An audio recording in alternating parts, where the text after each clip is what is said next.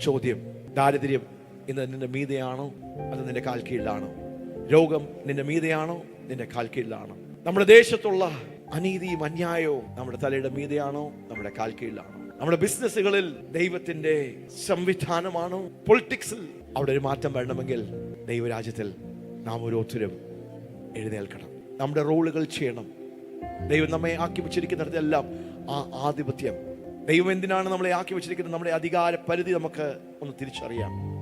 സകലത്തെയും ഇന്ന് വീണ്ടും നമുക്ക് പറയാം, സകലത്തെയും ദൈവം നമ്മുടെ കാൽ കീഴിൽ, സകലത്തിന് മീതെയും ആധിപത്യം. ആ കൈയൊക്കെ ഒന്ന് പറഞ്ഞ സകലത്തിന് മീതെയും ആധിപത്യം. ഉൽപ്പത്തി പുസ്തകം 1-ാം അധ്യായം 26-22 വരെയുള്ള വാക്യങ്ങളെ ഒന്നും കൂടെ ആംപ്ലിഫൈ ചെയ്യാണ്. സ്തോത്രം, ഹല്ലേലൂയ. ദൈവത്തോട് ചേർന്ന് നടന്ന് സ്തോത്രം. അധികാരം എന്ന് പറയുമ്പോൾ എന്താ? ആധിപത്യം എന്ന് പറയുന്ന സകലത്തെയും, സകല സ്പിയറുകളെയും, സകല റലത്തെയും, സകല ഡൊമൈനെയും ദൈവം എന്ത് ചെയ്തു? മനുഷ്യന്റെ കാൽ കീഴിലാക്കി വെച്ചിരിക്കുന്നു.